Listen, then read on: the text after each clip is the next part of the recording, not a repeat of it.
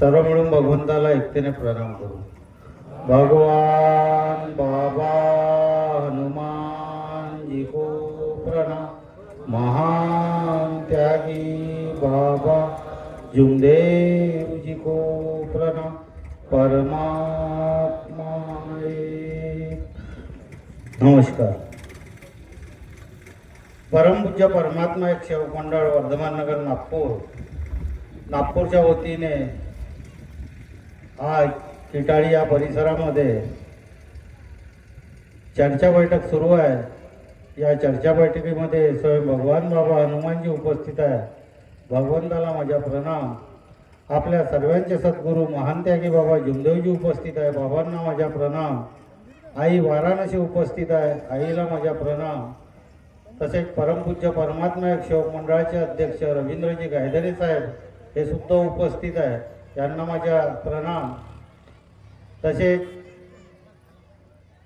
मंडळांतर्गत ज्येष्ठ मार्गदर्शक जगन्नाथजी सोनकुसरे काकाजी आजच्या कार्यक्रमाचे उद्घाटक हे सुद्धा उपस्थित आहे. काकाजीला माझा नमस्कार. तसेच मंडळाचे संचालक तापेश्वरजी वैद्य साहेब हे सुद्धा उपस्थित आहे. यांना माझा नमस्कार. तसेच मंडळांतर्गत ज्येष्ठ मार्गदर्शक राऊत गुरुजी हे सुद्धा उपस्थित आहे. गुरुजीला माझा नमस्कार. तसेच मंडळांतर्गत माजी कोषाध्यक्ष वैद्य काकाजी, मंडळा शाखा अंतर्गत कार्यकारिणी अध्यक्ष वैरागडे साहेब, उपाध्यक्ष गबने साहेब, आदरणीय मार्गदर्शक सेवक सेविका बाळगोपाळ सर्वांना माझा नमस्कार. तसेच माजी संचालक फकीराजी जिपकाटे साहेब यांना सुद्धा माझा नमस्कार.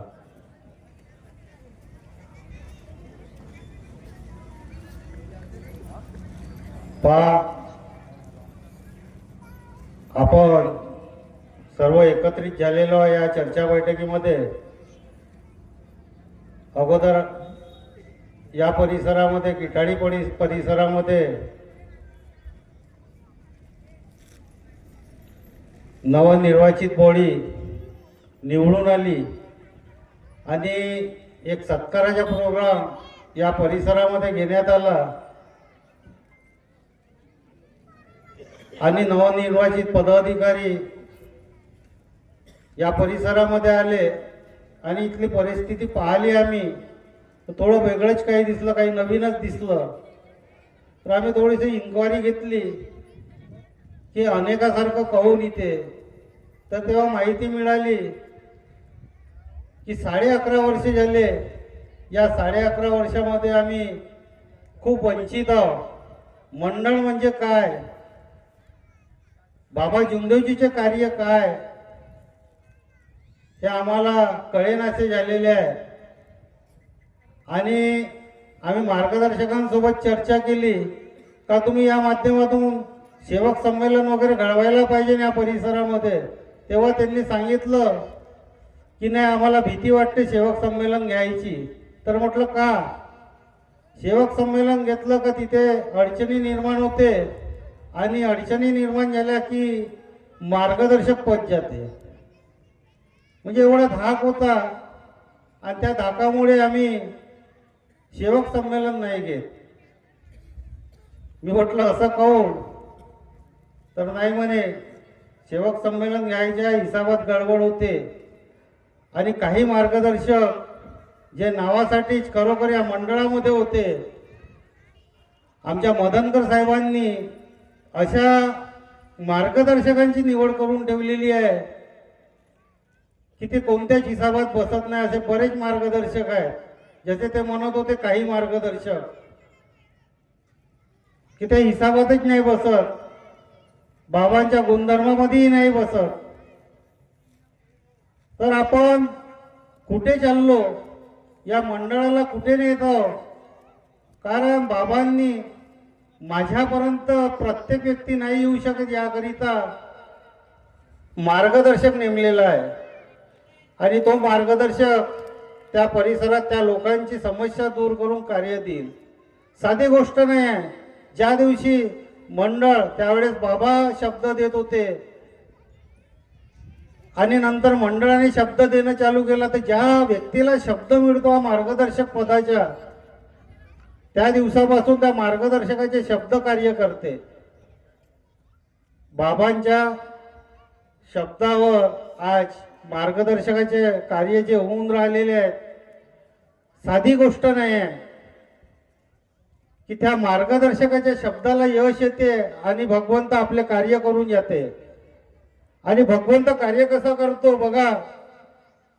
मागे आम्ही इलेक्शनच्या माध्यमातून तुमसर परिसरामध्ये गेलो होतो आणि त्या परिसरामध्ये राऊत गुरुजी, सोनकुसरे काकाजी, अध्यक्ष साहेब आणि बरेच लोक होतो आम्ही.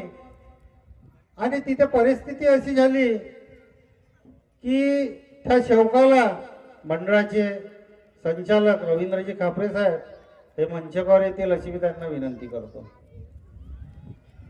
त्यावेळेस परिस्थिती अशी होती त्या एका सेवकाची का त्यांच्या घरी एक कॅन्सर,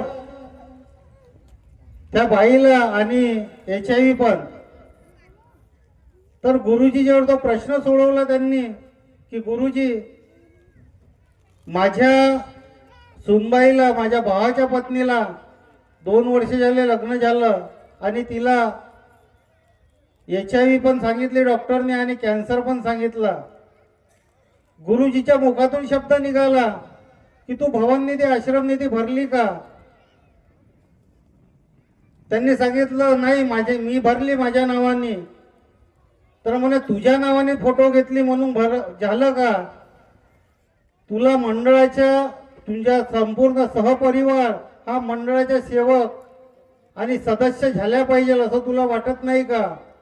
तर आपल्या घरचे सर्व सदस्य हे मंडळाचे सदस्य झाल्या पाहिजे म्हणून गुरुजींनी त्याला सांगितलं का संपूर्ण लाईनेपासून तर मोठ्यापर्यंत भवन निधी, आश्रम निधी भरून टाक, भगवंत आपलं कार्य करेल. त्याने ऐकलं.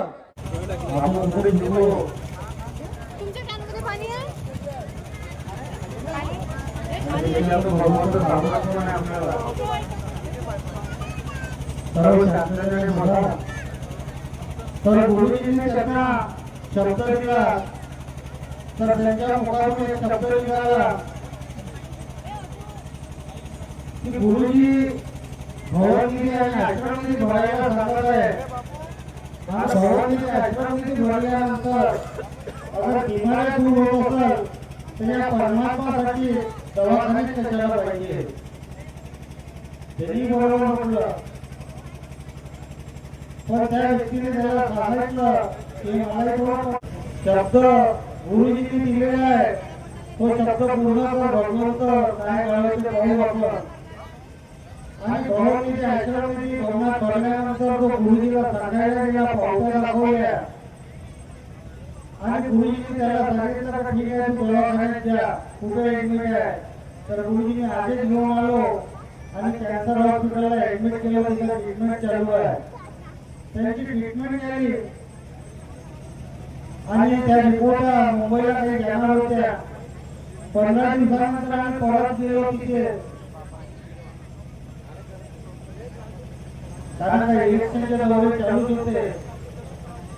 आणि त्या मंचावर हे व्यक्ती आले आणि सांगितलं की गुरुजी तुम्ही जे आम्हाला सांगितलं ते केलं आणि परमेश्वरांनी आमच्या विनंतीला मान दिला. आज इतकी मोठी कृपा परमेश्वराने दाखवली आम्हाला की खरोखर भगवंताने बाबा जिंदगीला नजरेने पाहिलं. हा रोग कुठे गेला? डॉक्टर सांगत आहे की हिला ना कॅन्सर आहे आणि नाही HIV आहे.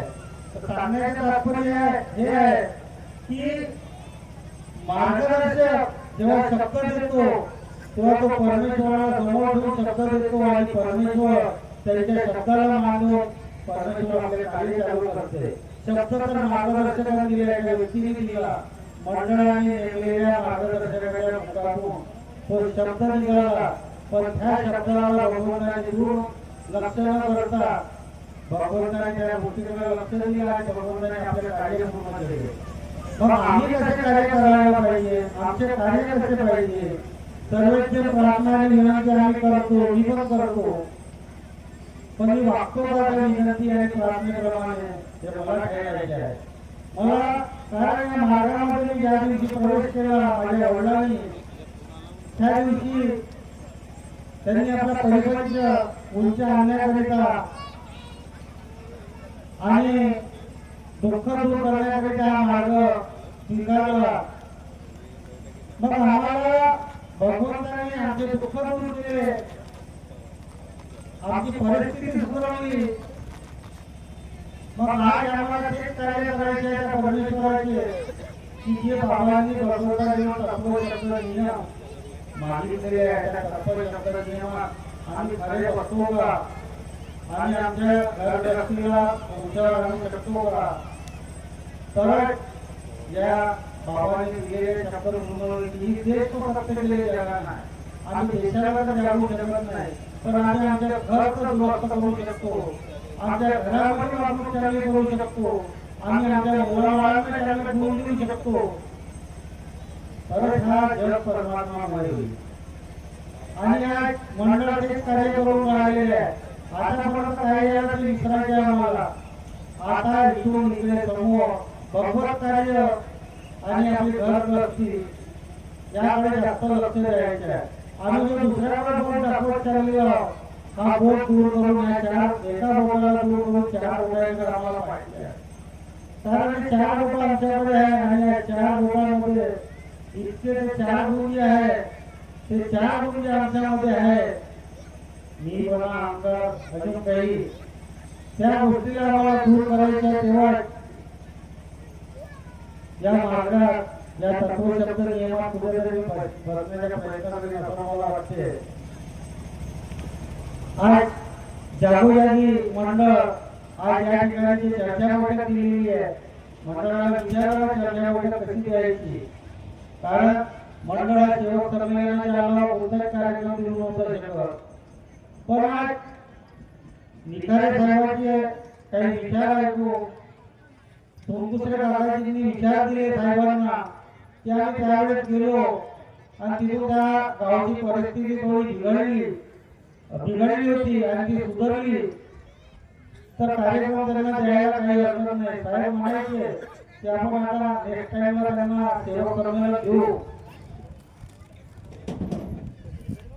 परंतु काही निर्धार वगैरे मागे लागले की गावचे लोक म्हणून राहिले का एक असं चर्चा बैठक झाल्या पाहिजे आणि मंडळाचे पदाधिकारी या आमच्या परिसरामध्ये आल्या पाहिजे. आणि हा कार्यक्रम जेव्हा त्यांना दिला साहेबांनी 8 तारखेला, तेव्हा खूप आनंद झाला. मला वाटतं गावही आनंदित झालं. मलाही 2-3 जणांचे फोन आले. पण हा कार्यक्रम जरी घेतलाय त्या कार्यक्रमामध्ये हा किटाळीच गाव नाही तर आजूबाजूचा गाव जागला तर तो परमपिता परमात्मा जरूर खुश होईल. म्हणून आज आम्हाला या ठिकाणातून या मंचकावरून खूप काही न्यायचे आहे, चांगले विचार न्यायचे आहे आणि ते विचार अंगी उतरवून आम्हाला आमच्या परिवारामध्ये सुरुवात करायची आहे चांगल्या गोष्टीची. आम्हाला दुसऱ्याला शिकवायची गरज नाही, पण आम्ही आमच्या परिवाराला तर शिकवू शकतो. या गोष्टीकडे आम्हाला जास्तीत जास्त लक्ष द्यायचे आहे आणि प्रत्येकाने 4 तत्व 3 शब्द आणि 5 नियम या चाकोरीमध्ये राहून या 12ही कळीचा आम्हाला अभ्यास करायचा आणि या 12 कळीमध्ये राहायचे आहे.